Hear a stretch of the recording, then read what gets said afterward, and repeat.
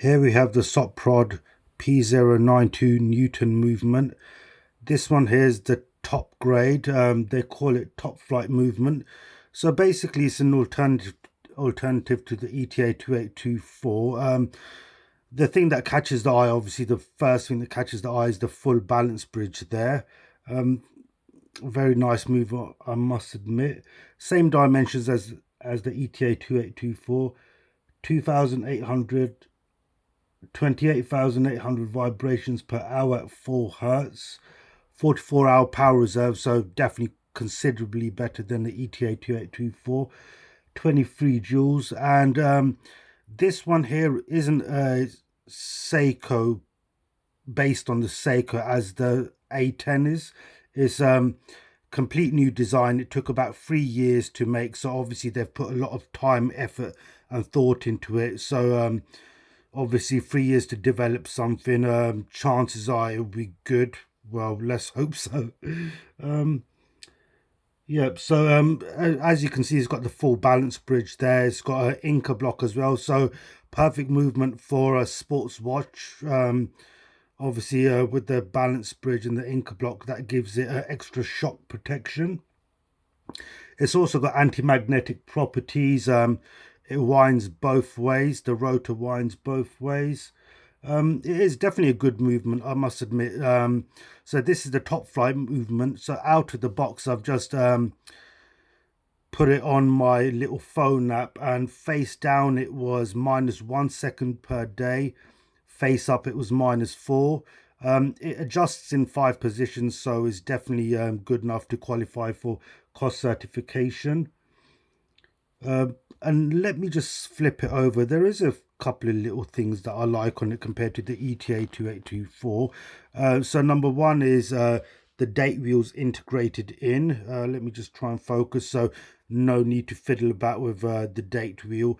Also, the movement ring is integrated, so you don't need extra movement to stop the date wheel from rubbing onto the dial. Let me just try and see if I can get a focus. Yep, if you look around 26, 27, 28, you can see that the outer rim's slightly raised.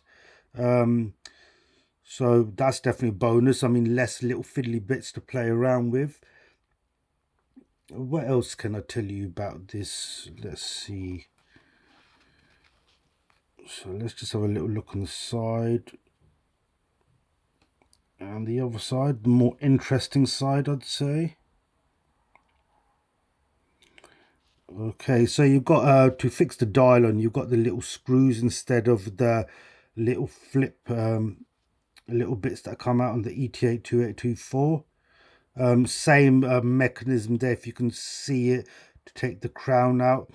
But definitely, I mean, I'm surprised there hasn't been any like in-depth reviews on it, really. I mean, you've got the information sheets knocking around on the web, but no in-depth reviews. And it's been around since last year.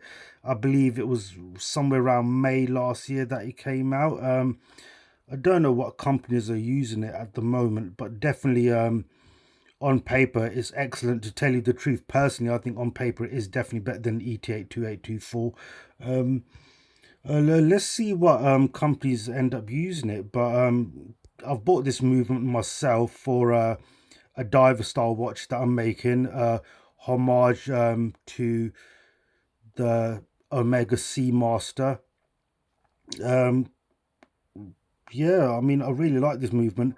Obviously that's why I bought it. It did cost slightly more than the ETA 2824, but this being the top grade one, it would. I'm not sure how much the standard grade one cost, but as you can see, it's nicely decorated there as well.